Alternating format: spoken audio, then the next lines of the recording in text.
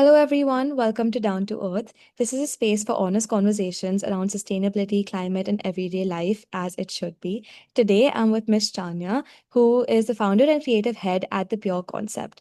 Thank you so much for being here, Mrs. Chanya. To start us off, for people who don't know you and what you do, how would you describe the same, and what does living sustainably mean to you? Hi.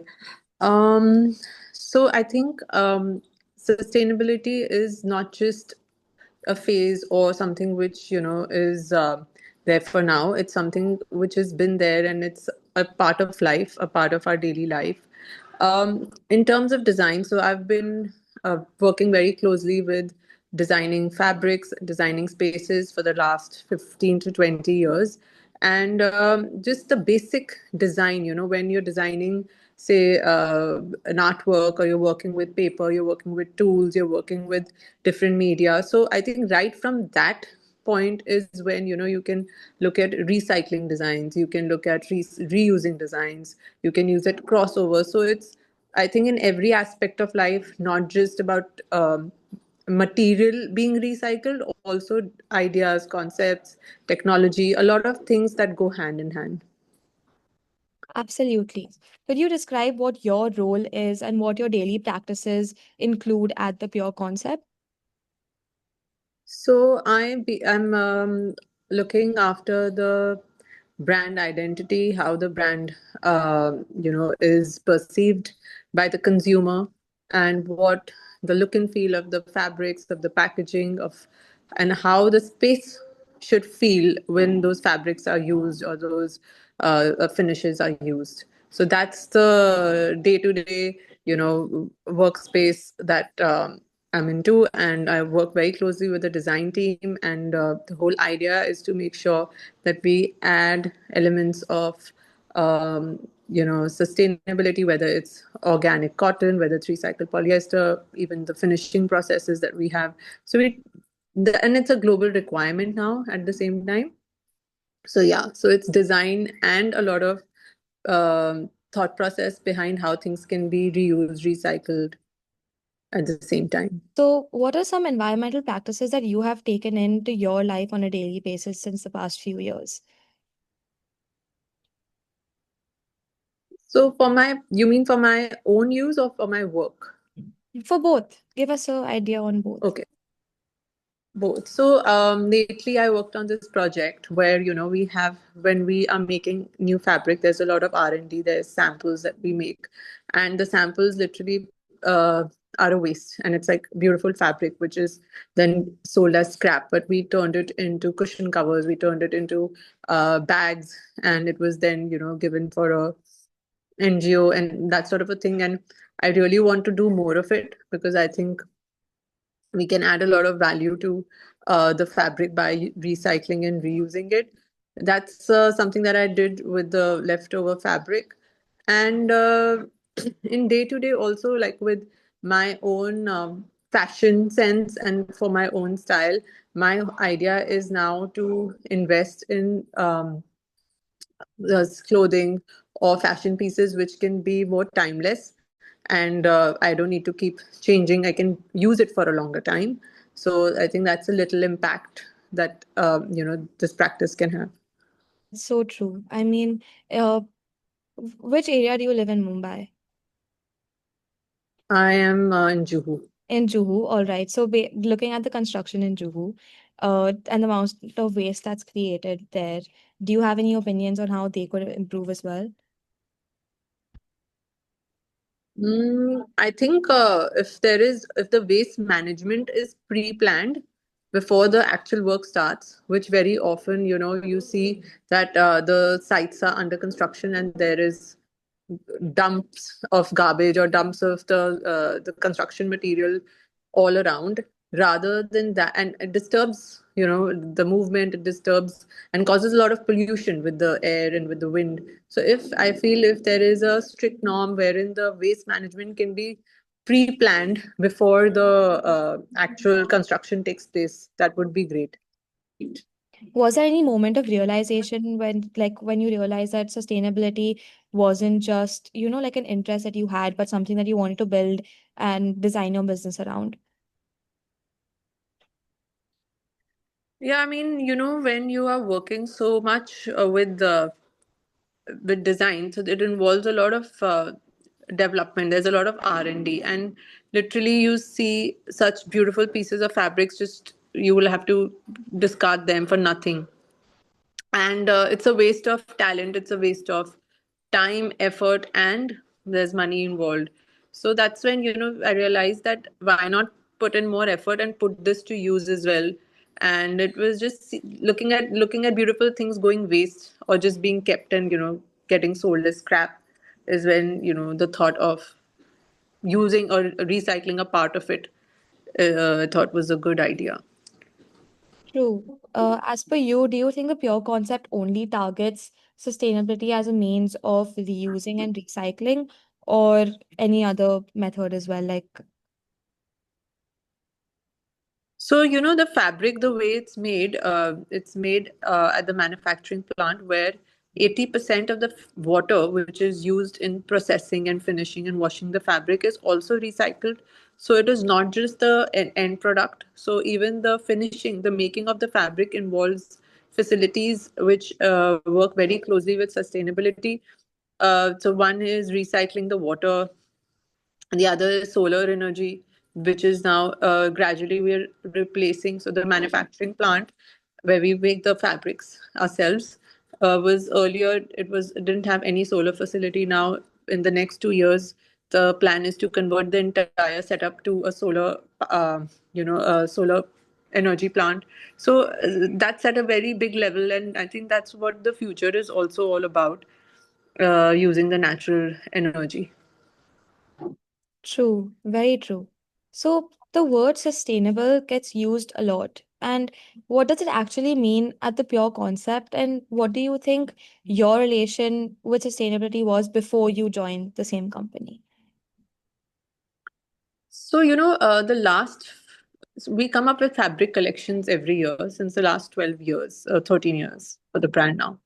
So, earlier, the brand was launched keeping in mind that we need to have beautiful fabrics, having a very international look and feel, and high on design, color, and something which is not available in the Indian market. And Mhm. it was very on trend and very trend driven in terms of the design style, patterns, colors. But after 5 years of the brand, as the brand evolved and we as the designers evolved and we had our own research and discussion, is when we realized that we need to come up with more timeless fabric, because this is all expensive fabric that people will use in their houses. And you don't want someone to buy a fabric and use it for 2 years. They will obviously, a curtain or a sofa that you have in your house, you will keep it for at least 8 to 10 years. That's the usual life cycle. So that means that if someone is going to have that fabric in their houses for that long, it should have the longevity even in terms of the design aspect. And that's why the switch to the design came in, wherein the color palettes and the design and the compositions went more timeless and elegant, and more with a longer lifespan, and not very fashion driven.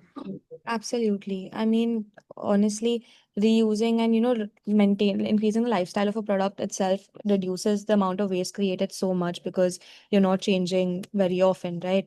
So, do customers, Correct. based on your experience of the first 5 years, do customers ever worry that the sustainable decor or the way that you're manufacturing your decor won't look luxury or refined? Because, and do you think, I mean, the pure concept changes that mindset? You mean, do the customers worry that will sustainable compromise on the look? Yes. Will it not look luxury? Is it worth the price?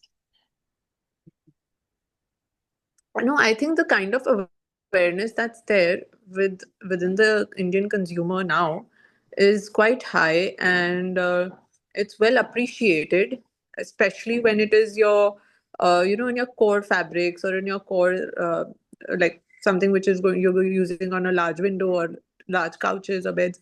People understand, and also they understand that there's been a cause behind it, and I think the norms have changed, and there is a lot of acceptance to sustainability, and if they have to pay a little extra, doesn't pinch. Okay, all right. So, has like working with the pure concept changed the way that you live in your own home? Yes, because anywhere that I walk into, I only look at fabrics or I only look at design. So it's the integral part of my life and my being. So because I'm working with design so closely, so I mean, everything is around that. That's So true. yeah. Mm. So, if you could go back to before you started your journey, what's one advice that you would give yourself after experiencing everything? Mm, I think I would, which I still, I think, keep telling myself that comfort and design or practicality and design need to be hand in hand. So sometimes I tend to overlook the aspect of comfort or, uh, work like easy to use when it's, and I prefer design over it. So I Yes. think, yeah, that's something which I still want to learn and tell, like going back in time, that, yeah, I would want to develop that in a good way. Absolutely, that's true. I've never thought about it in that way, actually. But yes, that's Hmm. right. So, if sustainability becomes a rule tomorrow, like compulsory for everyone to follow, to have at least one activity, like, focused on sustainability, what would you think, like, or what would you want brands to follow or focus on next? What should a sustainable practice be that brands should follow if sustainability becomes, like it? Okay. So I think if sustainability is a norm, like it's something which you can't do without, and of course you have to look at repurposing fabrics. You have to look at reusing design styles. You have to even work on your color palettes in a way that every time you're not getting a new dye, you're not getting a new chemical. So I think we have to find pathways where, again, as I said, practicality will take over a design, wherein if I want that proper ochre, but I know that I have restrictions in my lab for that color, I will not buy that color or make that color. I will live with what I have. So while I won't say that design or color will be compromised, but we'll have to work more smartly. We'll True. have to be more future backwards and plan way ahead of time, plan your trends way ahead of time, Mhm. because fashion, home is very closely related to fashion. Fashion, yeah. So if you, yeah, so if you're working 6 to 8 months, 6 months to 6 months ahead of time for the next collection, maybe we'll have to work a year ahead of time to make sure there's no wastage, there's sampling is on time. So I think there will be a lot of thought process, and working future backwards will be the key. True, true. So, before we wrap up, I want to ask you one last question. If someone listening feels overwhelmed by climate change or sustainability, as you mentioned, like for example, one pro tip would be managing, your convenience and your design and your interests. But if they want to do something that will actually affect the climate or change their practices, what's one small place you believe they can begin?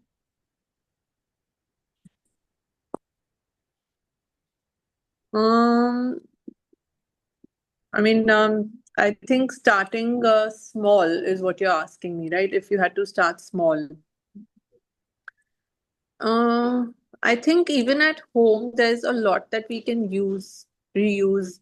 Uh, if we plan, like if certain things that we know that, we get beautiful packaging nowadays when you order things online or you buy Mm. things, how can you reuse things? I think that's a small thing that one can look into. Absolutely. So, thank you so much for your time and Yeah. for sharing your experiences so honestly. This conversation really shows that how sustainability isn't just about being perfect, but for everyone just being curious and consistent. So, to everyone listening, thank you so much for tuning in. If this conversation made you think, question, or even disagree even a little bit, that's kind of the point. We'll see you in the next episode.